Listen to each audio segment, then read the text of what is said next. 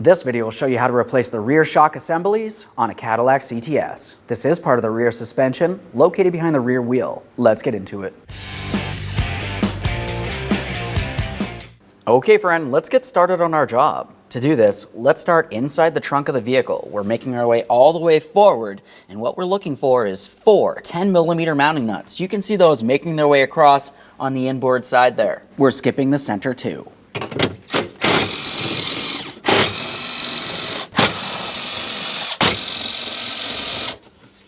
Now we can pause in here. Let's make our way inside of the rear of the passenger compartment. Now from inside of the passenger compartment, we're going to have to dislodge the lower portion of the rear seat and the upper portion of the rear seat. The first thing we have to do is make sure that we dislodge any of the seat belts. Our center seat belt is still attached, so I'm going to make my way inside of this circular port. There's a small locking tab. For this, I'm just using a small pick. We'll press that in and you can release that. After that, reach along the forward aspect of the lower seat. We're going to gently tug upward. That should separate. Do the same on the other side. Now we're going to pull this out and away diagonally, removing our seat belt buckles from the seat and removing the seat from the vehicle. Now with that lower seat out of the way, we'll have a quick look along the bottom of the upper seat. Now we can see that we have 2 pieces of 15mm hardware on one side. You have the same exact thing on the opposite side, all the way over here on the driver's side. So we're going to remove all 4 of those mounting nuts. A thorough inspection of all hardware as we continue on.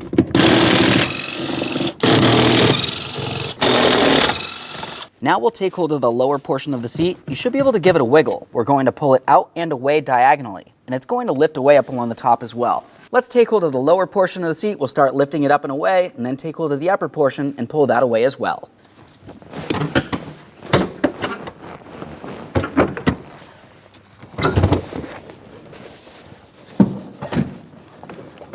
Now with the seat out of the way, let's pay attention along either side of the vehicle. Now we can see our upper piece of shock mounting hardware.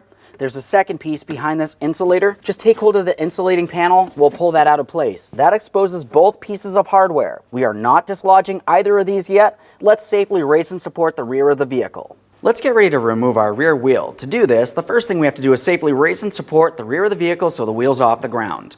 Now, once you've done that, remove all 5 of your 19mm lug nuts so we can get the wheel off of here.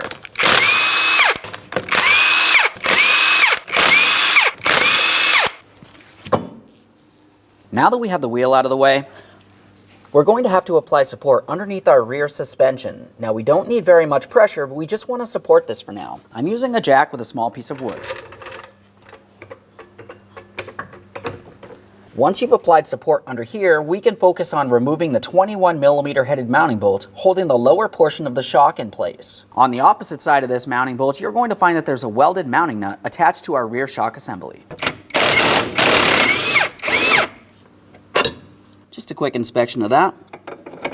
Now I'm just going to slide that through. We do not need to screw it in, but this will prevent this from falling. Now let's make our way back inside the rear of the passenger compartment. Now along the side of the vehicle that we're working on, we're going to remove our 2 13mm headed mounting nuts. We're not going to touch the center mounting nut.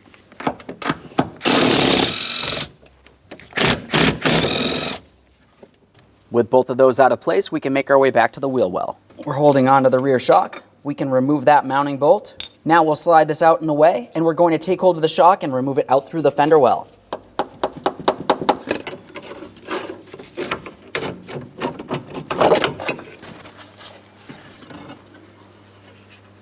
There it is, friend. Prior to installing any brand new part, of course, we want to make sure we clean and inspect our mounting area. So we're looking at our lower bushing on the rear knuckle.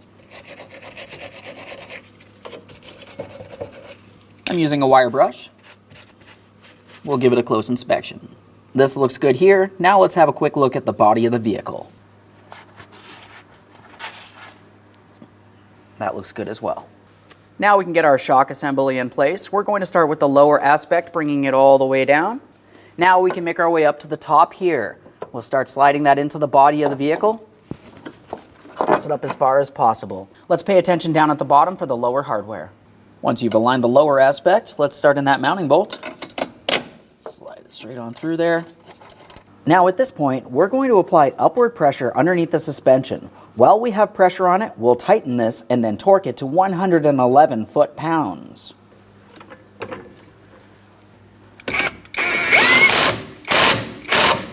my torque wrench.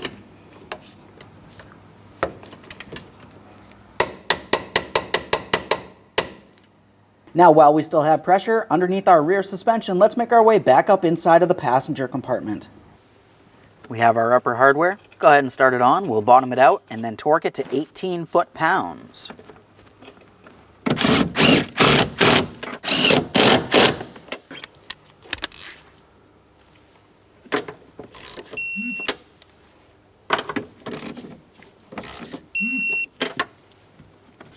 Let's reinstall our insulator. We're just going to make sure we tuck it back into the proper positioning and in behind our panels. And then we can install our rear seat. Now at this point, we've installed one of the rear shocks. Whenever you do these, you do them as a pair. Go over to the other side of the vehicle, repeat this exact same process. Now it's time to reinstall our rear seat. Up along the top, you're going to find that you have a locating tab along each side, and you have 2 studs along each side of the rear seat. Down along the bottom, you're going to find that you have several ports. Those ports need to align with the corresponding studs on the body of the vehicle down along the bottom. Up along the top area, you have ports for the upper mounting studs. With all that said, let's get this in place. Now, as we bring the back of our seat in place, we're going to align the upper studs with their mounting points, and the lower aspect should align as well. So we're paying attention down in this area. Before we go any further with our hardware, let's make sure we can gain access to each one of our seat belts. We're paying attention along each side of the vehicle. Just make sure it's not tucked in an area where it's going to restrict the ability of using your seat belt. Double check both sides and we'll continue on with the lower hardware. Down along the bottom we have our 15mm mounting nuts. Go ahead and start each of them on. Once they're all started on, we can bottom them out, make sure they're nice and tight.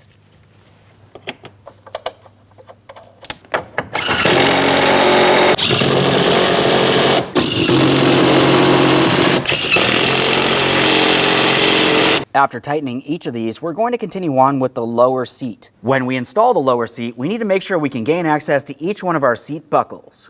And when we do rest this down into the fully seated position, it's going to latch into the rectangular ports up along the front area.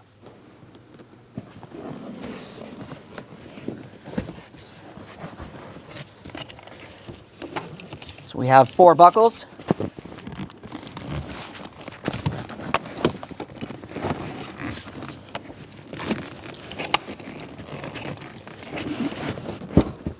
Double check to make sure you can gain access to all 4 of the seatbelt buckles. Do not latch in the seat unless everybody can be seat belted at all times when the vehicle is moving. Now we're going to press this down along the front. As I mentioned, it's going to clip into those rectangular ports. You may have to adjust the bottom portion of the seat to get it to align. Once you feel as though you have it latched in, just give it a light tug. Obviously, we don't want to lift it up and out of position, but it should be latched in. All buckles are available. Now let's make our way into the trunk for the upper hardware. Now back here we have our 4 10mm mounting nuts. Go ahead and start them onto the mounting studs. We'll bottom them out, make sure those are tight as well.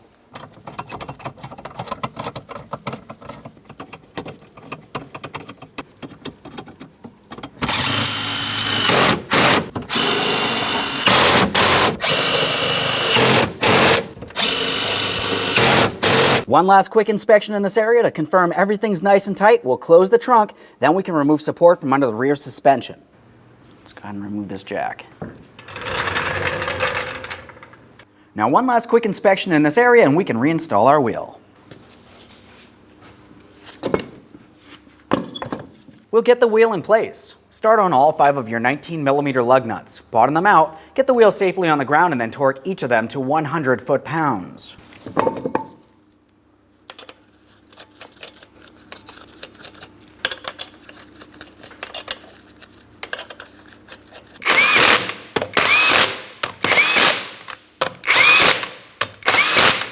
Now I've got the wheel back on the ground, let's torque these lug nuts to that 100 foot-pounds in a crisscross manner.